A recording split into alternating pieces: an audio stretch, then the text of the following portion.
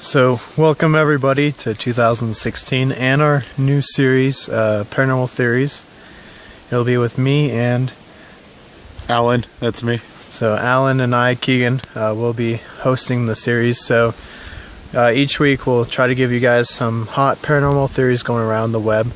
And it doesn't necessarily mean it's our actual theories, but we just wanted to bring it to you.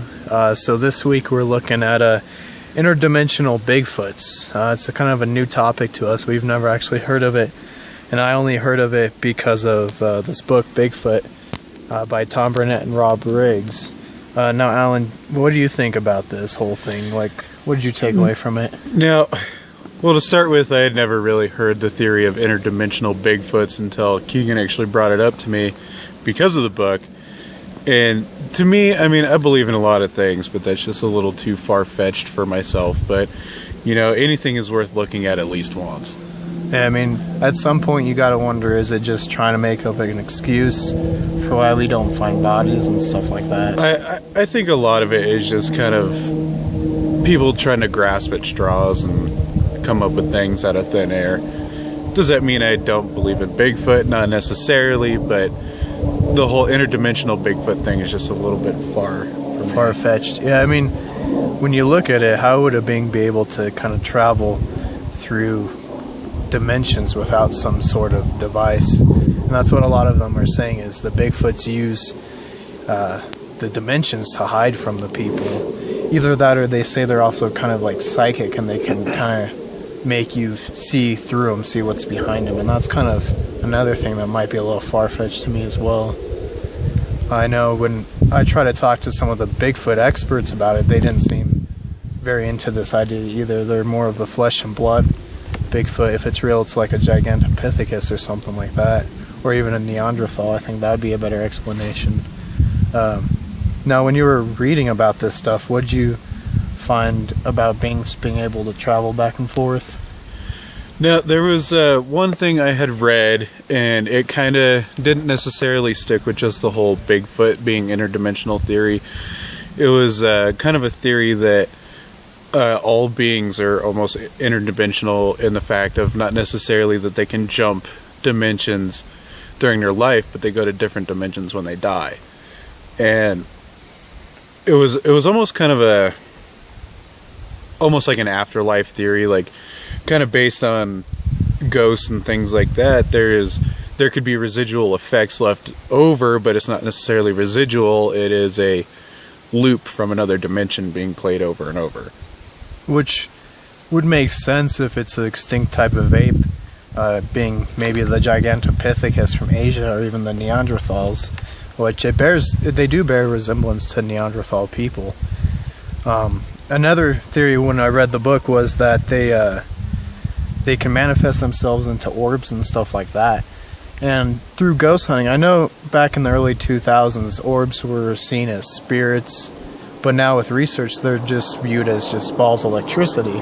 And they do come across in like Bigfoot sightings and UFO sightings, but do you think they'd be able to manifest into orbs? Personally, again, for me, that just seems a little bit too much.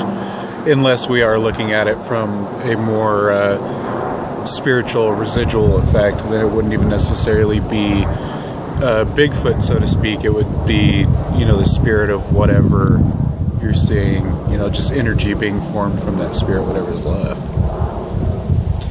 Yeah, and there's, as far as the nether dimension, they could be like aliens is what some people are saying, and that's the UFO connection. Some people say UFOs and Bigfoots are sighted at the same time. And I guess you could see that, but, I mean, do you think aliens or time travel or something like that? I don't know. I guess I could see it to a point of just, you know, we really have no idea. So, I mean, it honestly could be, but again, me personally, I'm kind of a flesh and bone kind of person. I'd like to see actual hard proof on something, regardless of which way that proof might point. And to me, that just seems a little science fiction for me to push towards. Yeah, and the whole time travel aspect, it's very hard to even, I mean, because time doesn't really exist if you look at it. It's something man-made. And it's possible to go into the future. Like, if you go into space for a long amount of time, you'll actually come back the same age. But everything else would have advanced multiple years, decades. So I don't really see that as a case. Yeah, so that one, the psychic Bigfoots, those kind of things, that just doesn't make sense. In Native American lore, what do they say about Bigfoots and that kind of stuff? Well, Bigfoot isn't really necessarily like a North American kind of Native American kind of deal, really. I mean, I'm Navajo mostly, and that's not really anything that comes across in Navajo culture or even Cherokee necessarily. But they'd probably look at it more as like a spiritual, holy being, instead of something that's necessarily interdimensional or anything like that. Yeah, and that's kind of what they said in the book, was Native Americans viewed him as like a spiritual, like, deity almost. Like almost a leader, god kind of thing. Something with powers. I mean, if you guys ever watch this on YouTube or hear this on a sharing stream, and you have come across these dimensions, these portals where apparently Bigfoot's going in and out of, let us know, because we'd love to see it with our own eyes. I mean, we're always about pushing forward and trying to learn new stuff, and I mean, whichever way that takes us, we'll try to follow that trail and see what we come to. Yeah, so I guess until next time, interdimensional Bigfoots this week. I think, what's next week's topic going to be?